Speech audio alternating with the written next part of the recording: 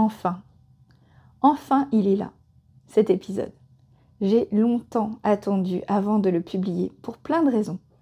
D'abord parce que vous pouvez aussi le retrouver en vidéo sur YouTube, si vous préférez regarder plutôt qu'écouter.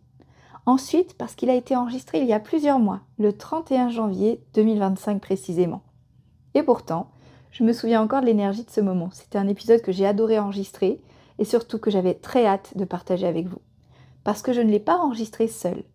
J'ai eu l'immense honneur d'échanger avec une grande personnalité du conseil en images, une styliste de renom, une professionnelle inspirante, une rencontre que je n'oublierai jamais et une fierté aussi de la voir derrière mon micro. Aujourd'hui, je vous propose de découvrir un échange avec Ilanit Berebi. Oui, la Ilanit Berebi. Peut-être l'avez-vous connue aux côtés de Christina Cordula dans Nouveau Look pour une nouvelle vie sur M6.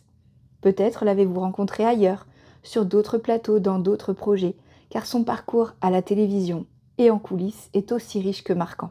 Dans cet épisode, elle revient avec nous sur les coulisses de son métier, elle partage des anecdotes précieuses et elle nous fait même voyager dans le temps à travers des références à des émissions que vous avez peut-être oubliées, mais également à travers des photos issues de ses propres archives. Des images des années 90, 2000, 2010, ces décennies où la télévision vivait ses plus grandes heures avant l'arrivée du streaming et des nouvelles formes de divertissement digital. Vous trouverez en description 2 liens. Le lien de la vidéo complète sur YouTube et le lien également d'un article de blog illustré avec ces fameuses photos d'archives et bien plus encore. Cet épisode dure environ 55 minutes, c'est un épisode pépite et je suis très heureuse de pouvoir vous l'offrir aujourd'hui. Un immense merci à toi Ilanit pour ta confiance, ta disponibilité, ta générosité, ton énergie. Et une pensée toute particulière pour Françoise Holman, à qui Ilanit tenait à rendre hommage à travers cet épisode. Elle tient également à rendre hommage à son producteur de cœur. Merci à vous toutes pour votre écoute et maintenant, place à l'interview. Bonjour et bienvenue dans le podcast Happy Personal Shopping. Je suis Maïté Despréaux, bulle de mode, mentor business spécialisée dans l'accompagnement des conseillères en images et personal shoppers débutantes. Forte de plus de 15 ans d'expérience comme personal shopper, j'ai le plaisir de vous guider pour vous lancer dans cette activité passion. Dans ce podcast, nous aborderons 4 grandes thématiques pour vous aider à démarrer et à exercer sereinement. Première, la stratégie et l'organisation. Des conseils pratiques pour développer votre activité tout en préservant du temps pour vous. Deuxième, l'état d'esprit entrepreneurial. Je vous donnerai les clés indispensables pour bâtir une entreprise solide et durable. Troisième thématique, le savoir-faire métier. Tout ce qu'il faut maîtriser pour asseoir votre expertise et devenir une véritable professionnelle. Et enfin, des inspirations, des idées en matière de business et de style pour nourrir votre créativité, enrichir vos connaissances et mieux accompagner vos clients. Si tout cela vous plaît, alors commençons tout de suite avec l'épisode du jour. Bonjour Ilanit, bienvenue dans le podcast Happy Personal Shopping. Je suis tellement fière, tellement heureuse de t'accueillir aujourd'hui. Merci d'être avec nous. C'est un plaisir partagé. Ça me fait vraiment plaisir de pouvoir discuter avec toi de mode aujourd'hui. Je t'avais proposé de commencer par un portrait un peu ludique. Est-ce que tu es d'accord pour faire un This or That ? Oui, totalement. Alors, pour les personnes qui ne connaissent pas This or That, c'est inspiré des réseaux sociaux. Quand vous avez le choix entre 2 choses, il faut choisir. This or That, qu'est-ce que tu préfères ? Alors, si je te dis fashion ou intemporel ? Intemporel. Okay. Relooking ou conseil en images ? Les conseils en images. Et total look ou mix and match ? Mix and match. Rayure ou poids ? Alors, j'aime bien les deux, tout dépend des tendances. Un peu fashion quand même alors. Fashion, toujours s'imprégner un peu des tendances pour se donner une énergie. Catwalk ou street style ? Moi, j'aime bien le street style. Chaîne de mode ou boutique de créateurs ? Alors, disons que j'ai un vrai souci avec ces chaînes de mode. Je serais plus créateur. Maintenant, les créateurs ont du mal à exister aujourd'hui parce que c'est devenu très compliqué financièrement. Mais à mon époque, j'ai 200 ans, non, voilà. Quand j'ai démarré, les créateurs, je travaillais beaucoup avec les jeunes créateurs. J'adorais. Et ils avaient la possibilité d'exister, chose qui est devenue compliquée pour eux aujourd'hui. Et dernière question, cabine d'essayage ou shopping en ligne ? Alors, j'ai horreur du shopping en ligne parce que je suis une vraie shoppeuse. Donc, j'adore l'idée d'aller dans la boutique, de choisir mes vêtements, de toucher les matières, d'avoir ce contact, de sortir avec le sac. Je vais être très sincère avec toi, j'ai même du mal à comprendre les femmes qui font tous leurs achats sur Internet parce que je trouve que ça t'enlève tout le charme de l'achat. Quel est le plaisir de rentrer dans la boutique, de toucher le vêtement, de l'essayer, d'avoir un joli compliment, une relation avec la vendeuse? Je trouve que c'est tellement plus enrichissant et plus fun. Moi, non, ça n'a pas d'intérêt pour moi le shopping sur Internet. Ça m'ennuie en fait. Toucher, c'est quand même plus agréable et de pouvoir voir aussi le vêtement, le rendu qu'il a. Moi, par exemple, je suis grande. Je fais 1,77 m. J'ai toujours eu des proportions en ligne. J'arrive pas à me rendre compte comment le rendu du vêtement, la matière, c'est tellement important. Et puis, quand on a une vraie passion pour la mode, logiquement, on aime aller en boutique. Les personnes qui nous écoutent ne te connaissent probablement pas, parce que moi-même déjà, et c'est honte sur moi, je ne te connaissais pas. Mais c'est grâce à une des personnes qui est dans mon réseau depuis un petit moment maintenant. Sandrine, je te remercie beaucoup de m'avoir fait découvrir Ilanit. Quelqu'un qui est une des pionnières du conseil en images en France. Et avant d'en dire plus, est-ce que tu peux nous expliquer un peu Moi, je suis parisienne, d'où tu viens? Je suis née à Paris 11e. J'ai toujours été passionnée par la mode. Petite, je regardais les défilés. Je me suis cherchée pendant quelques temps. Je sentais que j'avais ce côté très artiste. Voilà. C'est lorsque j'ai commencé la danse que j'ai commencé à me réconcilier avec mon corps, puisque j'étais très forte à l'âge de 12 ans. Et en m'investissant au niveau de la danse, j'ai réalisé en fait que j'avais un côté artiste. J'ai démarré avec une attachée de presse. Donc, j'ai fait d'abord des études, action publicitaire, un BTS, ça ne me plaisait pas. J'ai fait une école de maquillage artistique, ça ne me plaisait pas. Et je sentais que j'avais une sensibilité mode. Voilà, aussi, je suis assez généreuse et bienveillante, donc envie d'aider les autres, de les rassurer.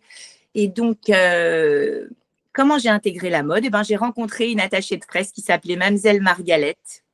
Et en plus, elle était dingue. C'était le vrai stéréotype de l'attachée de presse de l'époque, c'est-à-dire les talons tout le temps un peu faux-folles, les cheveux. Elle s'occupait, elle avait des super budgets. Elle s'occupait du Who's Next à l'époque, qui existe toujours, le salon. Oui. Elle avait des super budgets. Elle avait Stella Forest. Donc moi, elle m'a pris comme stagiaire. Et là, vraiment, chez elle, j'ai tout appris. C'est-à-dire que j'ai appris le métier d'attachée de presse. J'ai commencé à connaître les budgets, j'ai commencé à rencontrer les grosses journalistes qui, à l'époque, étaient et plus les influenceuses à l'époque, hein, c'était les gros journalistes, que ce soit du Elle, du Isa, du Vogue. J'ai appris le métier d'attachée de presse et au bout d'un certain temps, Stella Forest, la marque, m'a débauchée. Elle a senti le potentiel en moi, elle m'a débauchée. Et c'est moi qui ai, on va dire, propulsé cette marque, puisque je suis rentrée chez eux en tant qu'attachée de presse et j'ai appris le métier sur le tas. Et comment je faisais? C'est-à-dire qu'en fait, j'allais carrément avec mes collections, avec un sac à dos, et j'allais au Vogue, j'allais au Elle. Et petit à petit, je me suis fait connaître des journalistes et j'ai eu ma première parution dans le Vogue. M'a mis un t-shirt et une ceinture de la marque. Donc de là, j'ai commencé donc à être attachée de presse pour cette marque. Je me suis épanouie là-dedans, mais il me manquait le côté créatif. Je sentais que j'avais besoin de créer. Au bout de 4 ans, j'ai eu une altercation avec mon patron. Et comme je suis un électron libre, là, j'ai claqué la porte. Lorsque j'ai claqué la porte, je me suis dit, bon, écoute, ta passion première, c'est la danse. Tu vas reprendre la danse, tu vas devenir prof. Ça te correspond mieux, tu resteras libre. Et là, donc, mon professeur de danse chorégraphe qui m'a connue petite, Bruno Collinet, qui est très connu aussi, qui lui, à l'époque, faisait les chorés pour Daniel Balavoine, la Ziza, enfin, voilà quoi, c'est un gros chorégraphe. Aujourd'hui, il est même en Italie, il fait des workshops, etc. Il m'a validé ma 2e année. Et donc, du coup, je suis rentrée en 2e année. Et un jour, je suis à la danse. Et là, une femme arrive. Une danseuse que j'admirais, qui était danseuse chez Reda, que j'avais vue au Théâtre des Bouffes du Nord, qui avait une technique, mais voilà, quoi. J'admirais cette fille, son regard, elle avait quelque chose de sensuel, de glamour. Et là, elle rentre à la danse. J'étais assise à la cafette avec ma maman en train de prendre un café, mais quand elle rentre, je lui fais un énorme sourire. Et de là, un coup de cœur amical. Vraiment, c'était karmique. Voilà. Et là, elle me dit, mais on se connaît. Je viens de la danse, etc., etc. Elle s'assoit avec nous, elle me prend un café. Elle me dit, mais qu'est-ce que tu fais dans la vie? Je dis, bah, écoute, j'aimerais rentrer en télé. Je dis, mais en télé, je dis, oui, il faut ou coucher ou connaître des gens. Tu parles de télé parce que tu voulais déjà rentrer en télé, parce que tu parlais de danse juste avant. J'avais cette envie de rentrer en télé, j'avais cette envie de créer, d'être dans cet univers artistique. Voilà, en plus petite avec mes grands-parents, on regardait toutes les émissions de variété le samedi soir, etc. Donc j'étais imprégnée par ça, la mode, les défilés. Et puis j'ai beaucoup voyagé, ce qui m'a ouvert beaucoup l'esprit parce qu'avant de démarrer la télé, j'ai dû voyager non-stop, Australie, Asie, j'étais un peu hippie. Tout ça a fait la femme, m'a construit en fait. Ça a fait ma richesse intérieure, tu vois, parce que j'avais déjà une expérience assez dense et voilà. Et elle a tenu sa parole et elle m'a fait rentrer à la télé. Incroyable. C'est ce que je disais, le facteur chance. Elle travaillait à l'époque avec Gérard Policino, qui est un des plus grands réals de la télé, qui lui réalise tout ce que tu vois avec Nagui, d'accord, c'est-à-dire Taratata, toutes les émissions de variété. N'oubliez pas les paroles. Exactement. Alors ça, je ne sais pas. Oublier les paroles, je crois que c'est un autre réal. C'est pas Gérard. Voilà, parce que ça, c'est spécial, hein, oublier les paroles. Au départ, il était chez TF1. Et donc, on a fait notre première émission de télé ensemble. C'était les 25 ans de la mort de Claude François. Wow. Ah ouais, c'était fabuleux parce qu'à l'époque, en fait, je me suis carrément imprégnée de tout ça. Et j'ai reproduit exactement les mêmes costumes que sur les émissions de l'époque. C'est-à-dire quoi? C'est-à-dire que j'ai été chercher les matières, j'ai retrouvé les vidéos, j'ai regardé ce qui avait été fait et j'ai reproduit exactement. Wow. C'est-à-dire qu'en fait, le short argenté qu'elle portait, tu vois, ouvert, j'ai reproduit exactement. Et donc, l'émission a cartonné. On a fait 6 millions de téléspectateurs. Wow. Et de là, je ne vais pas te mentir, hein, j'ai jamais passé un coup de fil. J'étais tellement sollicitée qu'il y a des moments, c'était même trop pour moi. Donc, en tant que styliste costumière, alors? Exactement. En tant que styliste costumière, les choses ont commencé à s'enchaîner. Donc, je suis restée sur TF1, mais à un moment donné, un chorégraphe d'M6, un assistant chorégraphe, Laurent, qui est un ami, qui travaillait avec une chorégraphe qui s'appelle Valérie Bonny, qui est une amie aussi, qui travaille aussi avec Mylène Farmer. D'accord, Valérie, c'est vraiment une amie, on se parle régulièrement. Elle faisait les chorés pour M6 dans les Absolument 80, Absolument 86, à 90. Et là, donc, Laurent m'appelle, on a adoré ton travail sur TF1, on aimerait te rencontrer. Et là, il me fait faire la plus belle rencontre de ma vie, puisque jusqu'à aujourd'hui, je travaille avec lui. C'est mon producteur de cœur que j'aime, que je chéris, à qui je souhaite le meilleur, qui a produit On est en direct avec Ruquier, qui a produit Les Grosses Têtes, qui produit les pièces, les documentaires que tu peux voir. C'est un homme de talent. Il a maintenant plus de 40 ans de télé. Et c'est un homme que j'aime et que je respecte et que je pense profondément que si j'ai tenu dans ce métier, c'est grâce à lui et du fait qu'il m'a protégée beaucoup. On a travaillé sur beaucoup de projets et je suis extrêmement reconnaissante. Grâce à lui, j'ai été très protégée en télé. Et c'est comme ça que, donc, Nouveau Look pour une nouvelle vie est arrivé dans ta vie. J'arrive sur M6 et là, je rafle tout. C'est-à-dire qu'en fait, dossier de presse de la chaîne avec tous les animateurs de la chaîne, d'accord, pour toutes les photos envoyées à la presse pendant l'année. Et là, je rencontre une femme. Tu vois, il y a toujours une rencontre au travers de mon… C'est des personnes qui croient en moi et qui ont cru en moi et je remercie la vie pour ça. Une femme qui s'appelait Sylvia Kahn. Un jour, je suis sur la Nouvelle Star. J'avais fait une des saisons avec la styliste de Nagui, toutes les deux, Karine. On a fait une saison Nouvelle Star. C'était l'époque de Amel Bent. La prod nous appelle, donc on est convoqué pour habiller les jurys et les candidats. Et donc, d'ailleurs, j'ai rencontré Amel Bent, elle démarrait, quoi. C'est juste incroyable, c'était un bébé, quoi. Elle parlait un bébé, c'est ça qui est rigolo. Et donc, on fait ce Prime Nouvelle Star. Et là, il y a une femme, Sylvia Kahn, directrice des magazines d'M6, plus maintenant, hein, mais à l'époque directrice des magazines d'M6 et donc ou de variété, je me souviens plus. Et là, elle me voit sur La Nouvelle Star, elle attrape ma maman, elle lui dit votre fils a un bonbon. Tu as bien aujourd'hui, tu es toujours Ouais. un bonbon. De là, il y a un coup de cœur encore. Et je commence à habiller Véronique Mounier, puisqu'on me confie presque tous les animateurs de la chaîne. D'accord?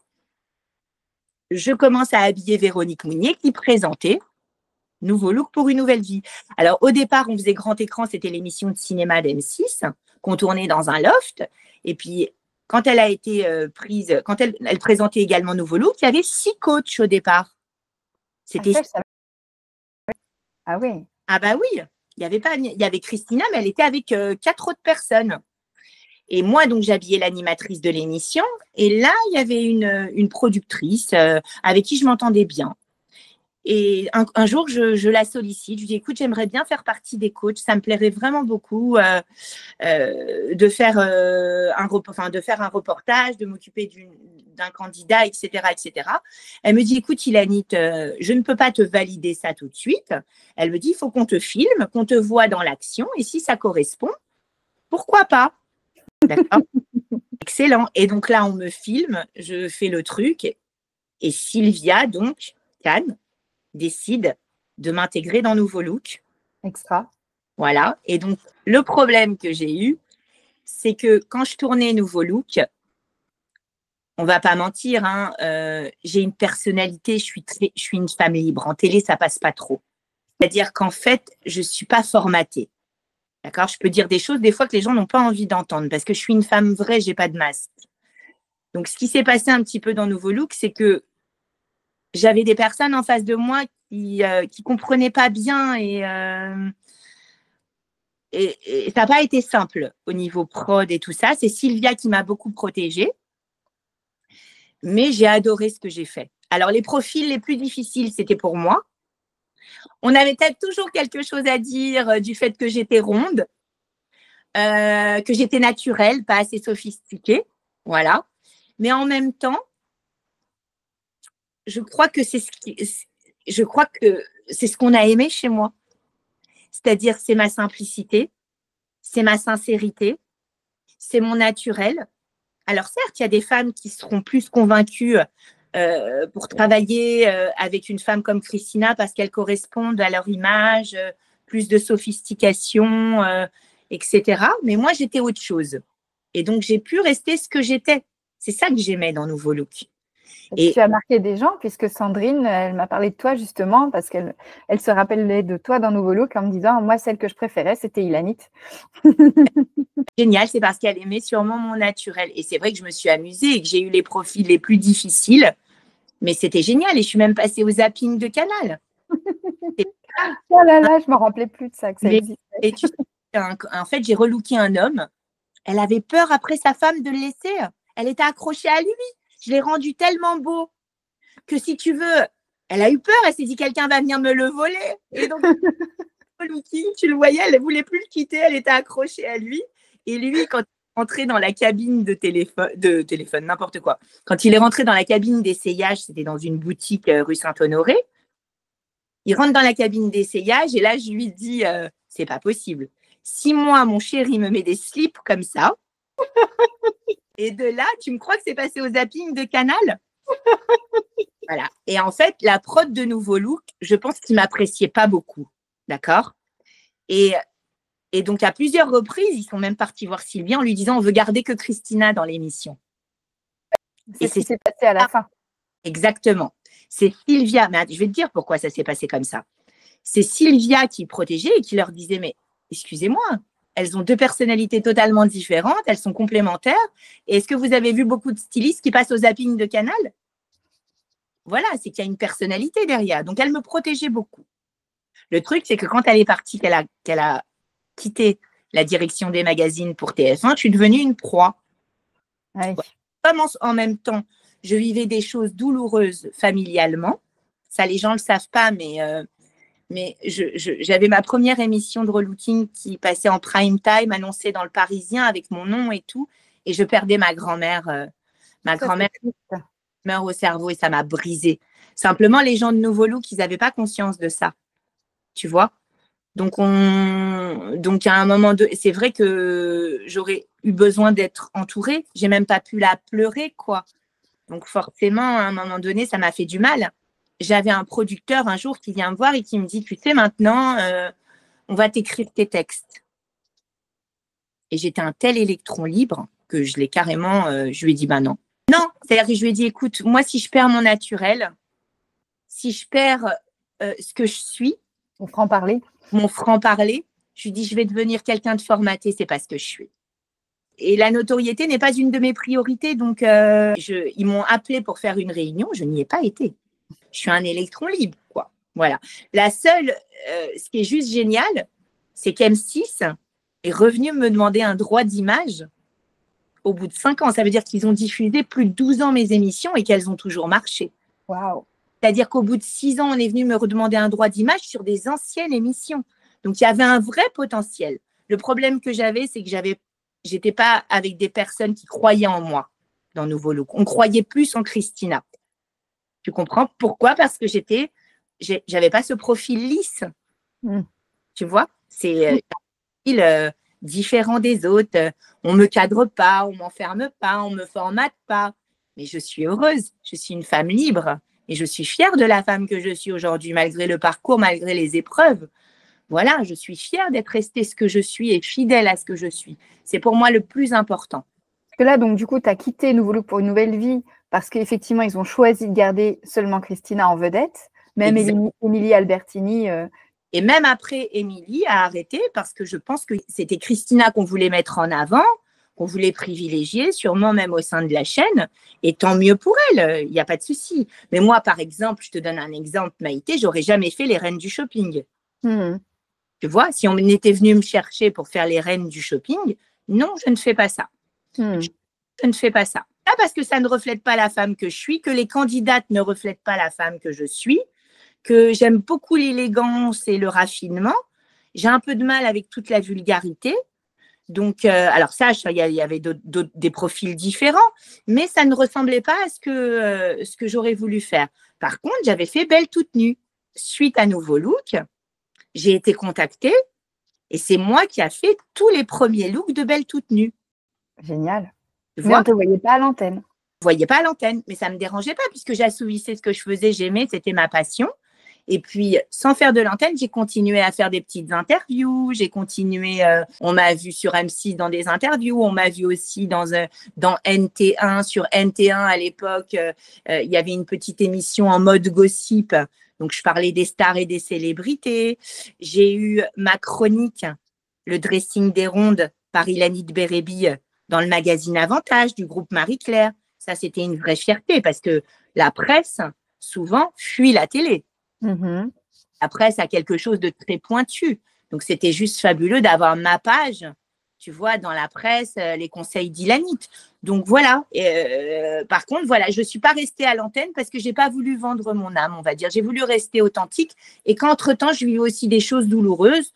Donc, c'est vrai que ça voilà. coïncide avec ton projet, finalement. Exactement. Et puis, au travers de Nouveau Look, j'avais tous mes autres projets. Parce que ce que tu sais pas, c'est que j'ai habillé Virginie Efira sur tout avant qu'elle devienne comédienne. À part sur La Nouvelle Star. J'étais son bras droit. Mais vraiment, je l'accompagnais dans tout. Tous les animateurs télé, les projets à côté, la variété. Une fois même Virginie, je te jure, Maïté, on tournait Classé confidentiel pour M6 tous les matins. D'accord? Un jour, elle m'a attrapée, elle m'a dit, Ila, ton téléphone, il sonne plus que le mien. Je suis animatrice télé. Mon téléphone sonnait 80 fois par jour. Tu vois ce que ça veut dire? Je ne vais pas te mentir, Nouveau Look, j'ai eu 1 million de vues sur mon site, mais il y a des tonnes de sollicitations que je n'ai pas pu prendre. Oui. C'était trop. J'arrivais plus. Et j'ai été trop, mais vraiment, vraiment. Et il a fallu après un temps de parce que ça a été trop, tout simplement. J'avais trop de projets, trop de choses. Il fallait que je me retrouve. Il y a eu un moment donné, je me suis un peu perdue. J'ai eu besoin de me retrouver. Et c'est comme ça qu'en 2011, j'ai chopé France Média Monde, en fait, où je suis rentrée pour 9 ans. Mais c'était un choix, c'est parce que j'avais envie de travailler dans l'ombre. J'avais envie de travailler donc sur une chaîne d'infos comme ça, c'était un vrai challenge. On a rehaussé toute l'image et encore une fois, une femme intervient. Françoise Holman, qui arrive chez France Média Monde en 2015 et qui, pareil, m'aide à me dépasser. On restructure toute la chaîne, on refait tout un travail de relooking sur Jacques Journaliste. Donc voilà, c'est travailler dans l'ombre. Et l'antenne, c'est rigolo, hein, mais la notoriété, elle m'a pas fait autant de bien que ça. C'est-à-dire qu'en fait, ça m'a emmené du travail, une validation du public. Jusqu'à aujourd'hui, on me connaît, on connaît ma voix, ça, j'en suis très fière. Mais la télé m'a fait du mal parce que c'est très difficile de gérer toute cette notoriété. Et j'étais très jeune, j'étais un bébé. Et puis la télévision, c'est un peu un rouleau compresseur. Ah bah, t'as tout compris. C'est ça. C'est exactement ça. D'ailleurs, et puis les tournages, je gérais toute la prod dans Nouveau Look. C'est moi qui trouvais les lieux, c'est moi qui trouvais les maquilleurs, c'est moi qui trouvais les coiffeurs, tout, tu vois, vraiment. Hein. Mais j'ai adoré, je regrette rien. J'ai adoré, c'est ce qui m'a porté, c'est ce qui me permet de travailler depuis des années encore aujourd'hui. Donc, je remercie la vie pour ça. Mais j'ai aussi compris que disons que la notoriété chez moi, c'est pas ce qu'il y avait de voilà. Non, mais dès le départ, tu l'as dit que c'était pas ce que tu voulais de toute façon. Et je crois qu'on a bien compris que finalement, il s'est passé en coulisses parce que tu avais plus à apporter en coulisses que dans la lumière et que ça te convenait bien au final. Exactement. Et puis j'ai rendu, voilà, j'ai eu des projets super. J'ai travaillé avec Marianne James, j'ai travaillé avec Sophie Eldenstein aussi, qui était sur Incroyable Talent. Elle me voyait arriver, elle me dit, ma petite Ilanite, tu es la seule styliste qui m'a pas dit que j'étais grosse en faisant taille 42. Parce que tu arrives à la télé, tu dépasses le 38, la styliste, elle vient, pour beaucoup d'entre elles, enfin, à l'époque où je travaillais, ah, mais tu vas pas rentrer dans les tailles presse. Ah bah, t'es trop grosse. Si je comprends bien et si on comprend bien ton parcours, tu es rentrée dans la mode un peu par hasard, sans avoir forcément d'études de styliste, mais ça a aussi dû faire grincer les gens, j'imagine, grincer les dents. Parce qu'en fait, je suis habitée par ça. C'est quelque chose qui m'habite, la mode. Si je t'envoie les photos de comment je m'habillais quand j'allais à Londres, j'avais 16 ans, j'étais hippie, je mettais des trucs, des looks improbables. J'étais passionnée par les créateurs. J'allais chez l'éclaireur, je mettais des pièces de côté. Ma mère, elle pétait un câble. Je suis passionnée de mode, j'étais passionnée des défilés. C'est quelque chose que j'ai en moi, le vêtement. Puis je viens d'une famille où on était dans le prêt-à-porter, mais ma mère était dans le prêt-à-porter. Donc le vêtement, chez moi, c'est quelque chose qui m'imprègne. Et puis je crois profondément que les études, oui, mais en fait, moi, j'étais prédestinée à ça. Donc les études ne m'auraient rien apporté. Tu vois, je suis une autodidacte. Et sache aussi, c'est qu'aujourd'hui, on encourage les formations. Mais il n'y a pas plus beau qu'un parcours d'autodidacte. Tu vois ce que je veux te dire? Complètement, en tant qu'autodidacte, je me sens tout à fait concernée. Tout le monde n'a pas les mêmes capacités. Tu vois ce que je veux dire? Tout le monde ne peut pas comme ça claquer des doigts et faire certaines choses. C'est une question de charisme, c'est une question de capacité. J'en suis convaincue, je pense qu'il y a une histoire de vocation aussi. Exactement. Il y a une histoire de vocation et puis, on ne va pas mentir, le conseil en image n'est pas donné à tout le monde. Tout le monde ne peut. Quand tu veux faire quelque chose de qualité, c'est un vrai budget, le conseil en image. Mais quand tu fais un relooking, tu as la prestation maquillage, coiffure. Quand tu veux faire des choses de qualité et travailler avec des gens de qualité, c'est un budget aujourd'hui. Ce que j'aurais adoré, c'est par exemple avoir mon lieu. Tu vois, un lieu qui me ressemble. Si demain j'avais quelque chose à changer, j'aurais créé un lieu. Voilà, ça oui. Mais je n'ai pas eu l'opportunité de le faire parce que j'ai été trop sollicitée et que j'étais dans une roue infernale. Voilà. Et que maintenant, je commence un petit peu à me poser, à avoir envie de donner une nouvelle énergie ou de remonter quelque chose parce que je sens que c'est le moment pour moi. Les années qui viennent de passer avec les influenceurs et toute cette superficialité, ça ne me ressemble pas. Donc, je ne me sentais pas intervenir. C'est pour ça que je suis restée dans l'ombre. Tu vois, aujourd'hui, je sens que le monde va changer, la société va changer, les discours vont changer. D'accord? On va avoir affaire à des gens peut-être un peu plus bienveillants, en accord avec d'autres valeurs qui me ressemblent plus.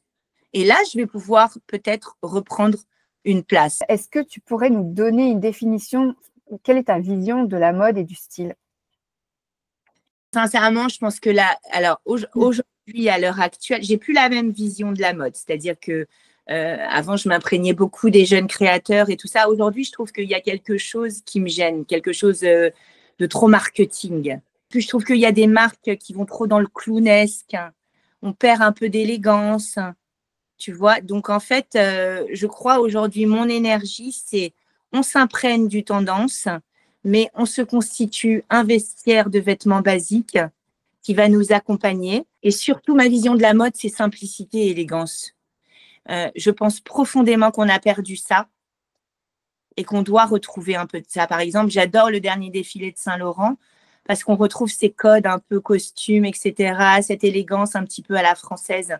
Pour moi, la mode, alors j'adore le côté créateur aussi quand on a une vraie énergie, mais je trouve que la mode, c'est un peu perdu ces dernières années. C'est qui ton créateur préféré aujourd'hui? Comme je te disais, j'adore Saint-Laurent, mais pour mettre un costume Saint-Laurent, il faut prévoir voilà, un salaire.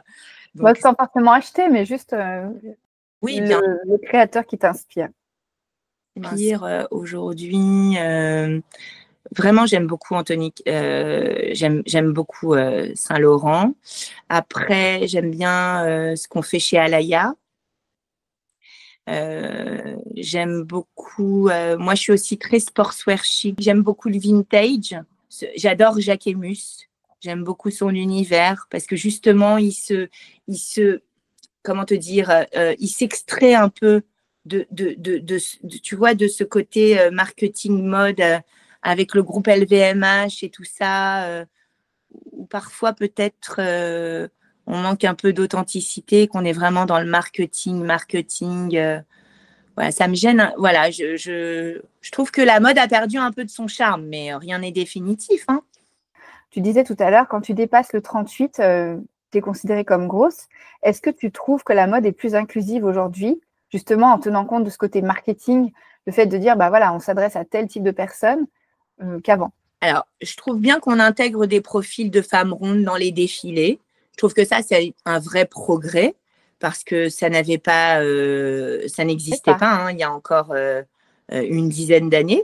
Donc ça, je trouve que c'est un joli progrès. J'adore voir justement ça, des femmes avec des silhouettes différentes parce qu'une femme, c'est une femme. Un corps de femme, ça vit. Un corps de femme, on a des hanches, on a des seins, on a des bras, on a des cuisses. Voilà, la société veut nous faire intégrer qu'on est des femmes, comment te dire, sans forme, mais non. Tu la trouves plus inclusive ou pas? Est-ce que c'est plus facile aujourd'hui pour une femme qui a justement ces rondeurs et ce physique différent? On va dire que oui, c'est un peu plus facile. La rondeur est moins perçue comme un danger, voilà. Mais parce qu'il y avait vraiment ça, hein. Moi, quand j'ai démarré à l'époque, même dans Nouveau Look, j'entendais, il y avait des remarques faites moi sur moi derrière mon dos et je savais que ma rondeur dérangeait, hein, tu vois. Mon naturel aussi, on m'appelait pour me dire il faut que tu te maquilles, les cheveux, tu vois. C'était ça parce que forcément on est dans une émission de télé et qu'il y a certains codes auxquels il faut t'adapter, hein. Donc, en fait, le relooking, je l'ai fait aussi sur moi. C'est ça qui est rigolo parce que du fait d'être naturel, j'avais tendance à m'oublier, à mettre en valeur les autres, mais à moi m'oublier. Donc, à un moment donné aussi, dans l'émission, ben, je me suis relookée moi-même, on va dire. Puis surtout, la mode a changé. Comme je te disais, à mes 20 ans, moi, je pouvais mettre du Hatsuro Tayama. Je pouvais aller chez l'éclaireur, mettre une pièce de côté. Aujourd'hui, tu veux mettre un costume Saint-Laurent, tu peux pas. C'est pas possible. Je veux dire, à moins de dépenser 10 000 ou 5 000 euros. Voilà. Et tout le monde, même quand tu gagnes bien ta vie, etc., tu peux pas le faire. Faut savoir aussi que toutes ces sites, entre guillemets, de fringues, type Madine, tu vois ce que je veux te dire, d'accord, où on vend des fringues à 20 euros, à 10 euros, à 15 euros, ça a tout sali, ça. Tu vois, parce que les filles, c'est une mode jetable. C'est ce que j'appelle la mode jetable. C'est pour ça que je conseille plus d'acheter un manteau vintage à petit prix, un manteau qui a vécu avec une âme, d'accord, qu'un produit made in China. Alors certes, des fois, on n'a pas le choix, on n'a pas de sous, je comprends, mais moi, je crois qu'il y a toujours des solutions. En piochant, quand on a une vraie identité mode et qu'on se connaît, on n'a pas besoin de mettre des marques de la tête aux pieds. Souvent, les femmes qui mettent des marques de la tête aux pieds, elles n'ont pas d'identité mode. Elles pensent qu'en mettant de la marque, elles vont avoir la reconnaissance fashion. Mais non. Moi, je vois un peu ici sur la Côte d'Azur, il y a ce côté un peu bling-bling, mais j'ai des blondes, elles me mettent, excusez-moi, j'ai rien contre les blondes, mais elles me mettent des panoplies de Gucci et de Prada mais c'est tellement moche, je peux te dire. Et pourtant, j'adore Prada et j'adore Gucci, c'est pas le problème. Mais prenez une petite pièce, mélangez-la avec un jean. C'est une identité mode, c'est ça se crée. C'est pas des panoplies, c'est pas des total looks. Non, mix and match, les total looks, faut vraiment, pareil, avoir une vraie personnalité. Tout dépend de ta personnalité. Mais sur une femme lambda, effectivement, je ne conseillerais pas du total look. Je conseillerais plus de matcher. Un petit manteau là, un petit jean là, un t-shirt là. Voilà, et c'est ce qui fait une identité mode, véritablement. Tu vois, moi, aujourd'hui, regarde, j'ai un t-shirt American Vintage parce que j'adore cette marque et que je connais bien les patrons qui ont créé la marque. Donc, j'adore. Ok, donc, j'ai mis ce petit t-shirt. J'ai une veste vintage. J'ai un baggy en jean, d'accord, que j'ai depuis mes 20 ans.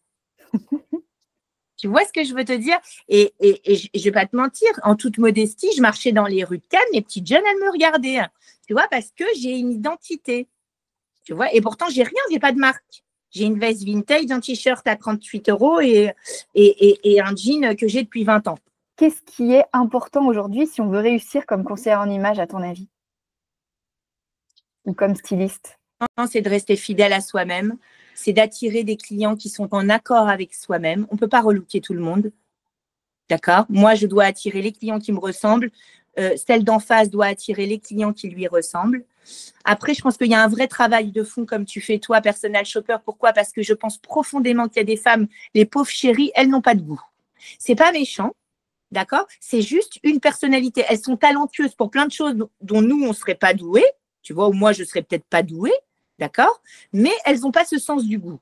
Et là, tu peux leur apporter une vraie touch par le choix des vêtements, des situations, etc.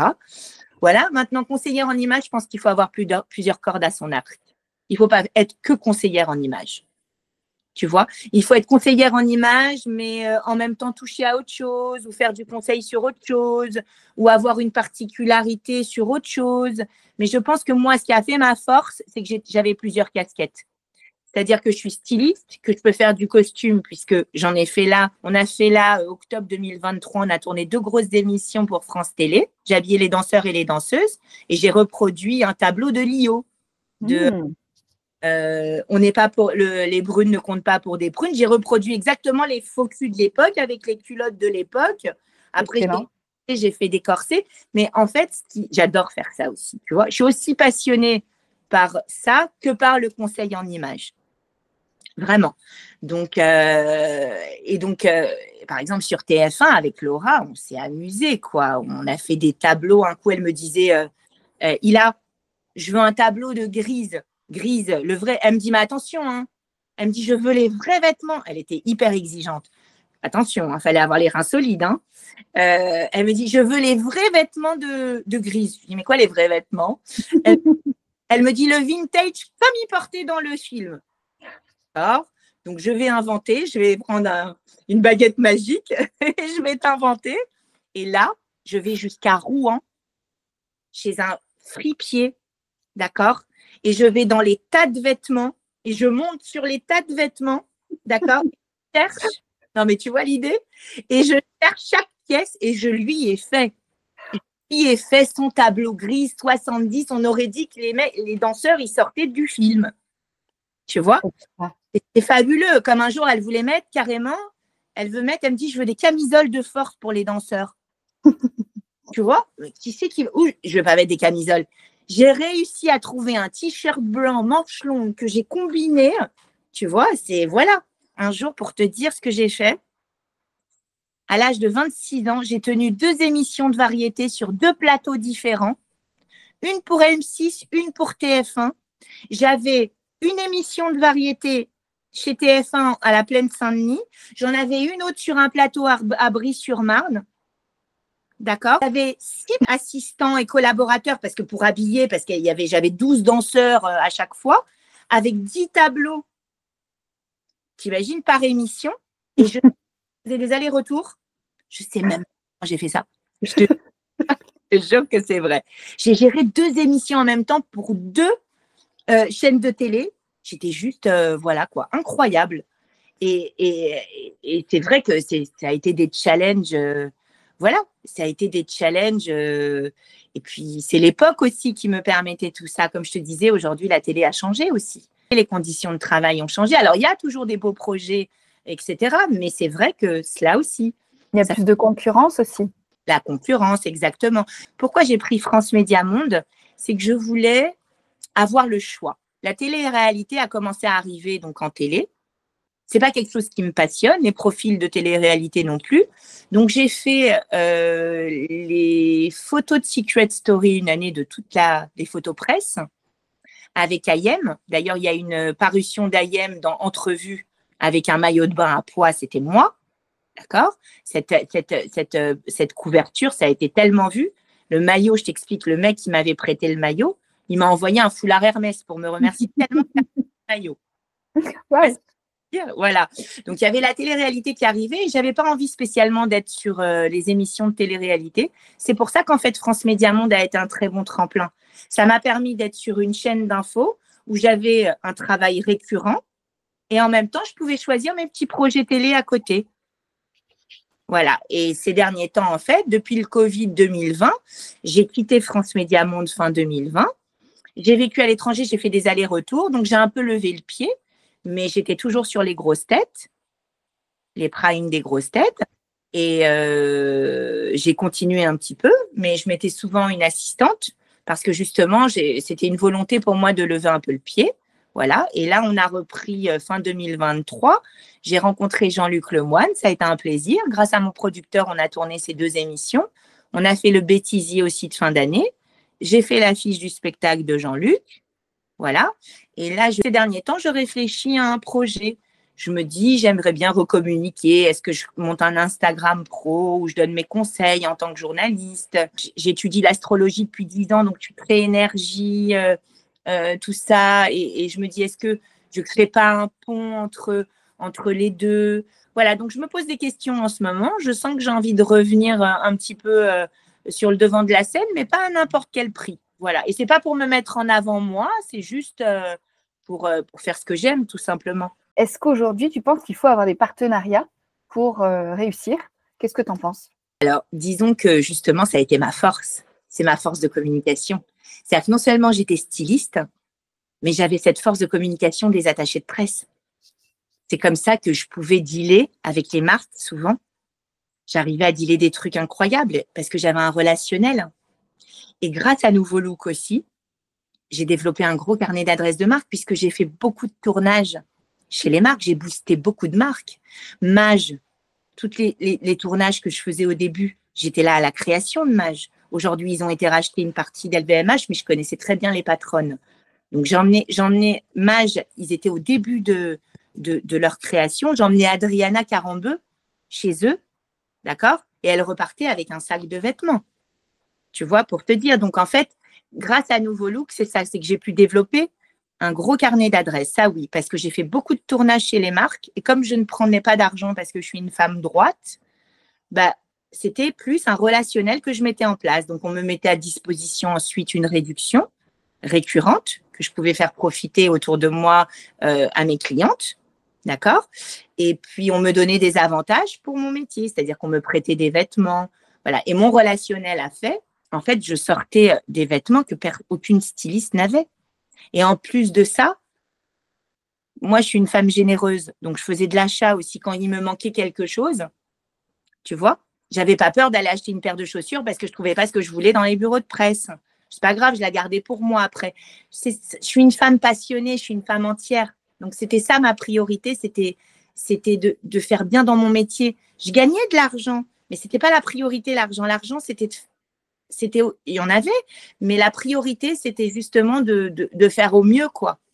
C'est super intéressant et je crois qu'on arrive bien à s'imaginer le tableau de ce que tu pouvais vivre quand tu étais dans les coulisses des émissions. Tu parles de tes clientes, ça veut dire qu'à côté de ça, à côté des émissions, tu as eu tes propres clientes qui sont venues à toi aussi? Ah oui, totalement. En fait, j'ai des clientes qui m'ont écrit directement. Et par contre, j'ai fait des sélections. Et je vais même te raconter une histoire. J'ai relooké une jeune femme handicapée une fois. D'accord? Sur un fauteuil roulant. Voilà. Et ça a été une expérience incroyable. Voilà. Parce qu'en fait, ce que je voulais, c'était apporter mon aide et ma bienveillance et ma lumière à des personnes qui le méritaient. Parce qu'il s'avère qu'une fois, j'avais fait un jeu concours.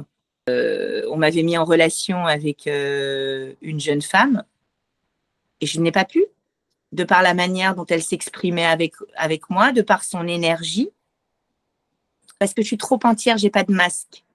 C'est très rare les personnes comme moi. Et c'est pour ça qu'aussi, j'ai eu du très haut en télé, mais aussi, des fois, j'ai été beaucoup blessée parce qu'on s'est servi beaucoup de ma lumière, de ma générosité. Donc, il faut en avoir conscience. Voilà, simplement, moi, j'étais très entière. Donc, des fois, ça me faisait du mal. Aujourd'hui, j'ai le recul nécessaire. J'ai plus mal, tu vois. Aujourd'hui, je sais dire au revoir, je sais encaisser une déception. Mais à l'époque, j'étais tellement entière, ça me faisait du mal. Quand du jour au lendemain, je m'occupais d'une animatrice et que ensuite je voyais à la télé, alors que je m'étais occupée d'elle 4 ans, et je voyais à la télé le nom d'une autre styliste, Ah. plutôt dans mon cœur. Et d'ailleurs, je lui ai envoyé un message, je ne te dirai pas le nom, mais je lui avais envoyé un message à l'époque où je disais toujours autant de sincérité à la télé. Et elle s'était sentie pas bien, etc. Mais voilà. Mais après, c'est comme ça. Aujourd'hui, j'ai compris qu'on ne peut pas rester indéfiniment avec un animateur. C'est comme une histoire d'amour. Donc, au début, on s'adore et puis après, ça s'essouffle. Il faut le savoir. La seule chose, c'est que voilà, aujourd'hui, j'ai 49 ans, j'ai plus 20 ans, donc je me préserve un peu. Je prends des projets qui me ressemblent et c'est dans ce sens aussi, tu vois, j'avais en 2017 ce que je t'avais raconté. J'ai travaillé sur la quotidienne. En fait, je rencontre lors d'une émission Super Kids parce que j'ai habillé Stéphane Rothenberg aussi pendant près de 8 ans sur tous les Pékin Express, sur les Top Chefs. Sur un Prime en 2015, je rencontre Faustine Bollard. Là, elle vient me voir, elle me dit « Oh là là, Ilanit, tu es le fantasme de mon mari. » D'accord, c'était plutôt rigolo dans Nouveau Look. D'accord, je dis ok, Faustine. Elle était avec sa styliste et je voyais la styliste qui n'arrivait pas trop. Voilà, il s'avère que j'ai donné 1 ou 2 conseils, qu'elle s'est sentie rassurée par ça et que derrière, elle a fait appel à moi. Alors, ça m'a mis mal à l'aise parce que je ne voulais pas prendre le job de sa styliste. Donc, j'ai appelé la styliste pour lui dire clair, etc. Voilà. Et donc, j'ai commencé cette émission. Mais après, je ne vais pas te mentir, Maïté, on me demandait 200 pièces de vêtements par semaine. Beaucoup. Mais tu vois, sur une quotidienne, ça veut dire j'arrivais à 7 heures du matin, je finissais à 2 heures du matin. Je faisais que ça. Je ne peux pas, c'était pas possible. Donc, j'aimais beaucoup Faustine. Je me suis amusée avec elle au départ. Au début, comme c'était l'été, l'émission a démarré. Il n'y avait pas de styliste, c'était au mois d'août. Donc, on m'a donné les sous pour faire des achats. Mais après, quand les bureaux de presse, en septembre, ont redémarré, on m'a dit là, tu fais que du prêt. Et faire que du prêt sur une quotidienne, c'est pas possible. Tu fais que ça, quoi. Et je ne voulais pas faire que ça. Donc, en fait, c'est pour ça que, tu vois, quand j'ai dit, tiens, j'arrête la quotidienne, mais les autres stylistes, mais comment t'arrêtes une quotidienne? Et non, bah ouais, je vais pas laisser ma santé, quoi. Tu vois ce que je veux te dire? Voilà. Et là, je trouve que la styliste qui a repris, elle fait bien le boulot, donc c'est très bien, et tant mieux pour Faustine. Voilà, encore une fois, quelque chose que j'ai notifié en toute modestie, je te jure que c'est vrai, Maïté. Chaque animateur que j'ai approché, il a été aux étoiles. J'ai approché Shira, elle est aux étoiles. D'accord? J'ai approché Cyril Hanouna à ses débuts, il était avec moi chez France Télé. Regarde où il est arrivé. Vraiment, il y a plein de gens comme ça. Éric Antoine. Tu vois, Éric Antoine, on a fait une série magie pour France 4 avec mon producteur. C'était super. Je me suis éclatée là dans le stylisme. Lui, il est très grand, hein, c'est difficile. Hein. Ah ouais, ah oui. On était dans un univers, tu sais, un peu comme la famille Adams, dans un lieu incroyable. Donc, je me suis vraiment amusée. Je regrette rien. Je suis encore passionnée par mon métier. Si demain, on me disait de les refaire de la variété, je cours parce que j'adore habiller les danseurs et les danseuses et j'adore cette ambiance de fête. J'ai rencontré des gens incroyables, d'accord, que je te dis que j'ai encore aujourd'hui pour amis au bout de 30 ans, d'accord. Après, il faut savoir qu'il y a des personnalités autre. Il faut savoir aussi que le milieu a changé puisque la télé évolue, mais les réseaux sociaux ont pris beaucoup de place. La chance pour les jeunes aujourd'hui qu'il n'y avait pas quand moi j'ai démarré, c'est que via un projet intéressant, lumineux, innovant, on peut attirer l'œil des médias, ce qui est un plus, d'accord? Moi, à l'époque, tu ne pouvais pas monter un compte Instagram, il fallait vraiment une connexion pour rentrer en télé. Mais après, moi, je pense que c'est un métier, tu vois, là, je sais que j'ai encore un petit peu, mais je sais que j'aurai une deuxième partie de vie. Je ne sais pas ce que je ferai dans deuxième partie de vie, mais ce sera on va dire, une corrélation entre ce que j'ai pu faire et ce que je suis en train de devenir. On a tous son destin, on a tous son parcours de vie, et on va dire, ce qui doit nous revenir nous reviendra. Super. Merci beaucoup pour tout ce que tu as partagé avec nous aujourd'hui. Avec plaisir. Tes confidences, parce que c'est vrai que le milieu audiovisuel, il fait rêver beaucoup de personnes sans forcément qu'on sache les coulisses, et je crois que tu nous as bien expliqué. Bien, écoute, merci beaucoup encore pour ta générosité, pour ton temps, pour toutes ces anecdotes et pour aussi cette dimension que tu donnes historique. Moi, je suis très attachée à l'histoire. Je crois que c'est en connaissant bien son histoire qu'on évolue, en fait. Et le fait de savoir d'où vient quand c'est en image et de rencontrer une personne comme toi qui a fait partie des pionnières en France, c'est non seulement une fierté, mais c'est aussi un énorme apprentissage. Merci, vraiment, ça me va droit au cœur. C'est une belle rencontre. Merci beaucoup, Ilanit. Plaisir, je te souhaite le meilleur, Maïté, et on reste en contact. Voilà, c'est terminé. J'espère que cet épisode vous a plu. Merci de l'avoir écouté jusqu'au bout. Et si cette conversation vous a touché, inspiré ou simplement donné envie d'en savoir plus sur les coulisses du conseil en images, pensez à partager cet épisode autour de vous et surtout à laisser un avis ou un commentaire. C'est ce qui aide le podcast le mieux à se faire connaître, alors vraiment je compte sur vous. Et puis bien entendu, vous pouvez aller découvrir la version vidéo sur YouTube ainsi que l'article de blog avec les archives exclusives. Cet épisode, vous l'avez entendu, est bien plus qu'un témoignage.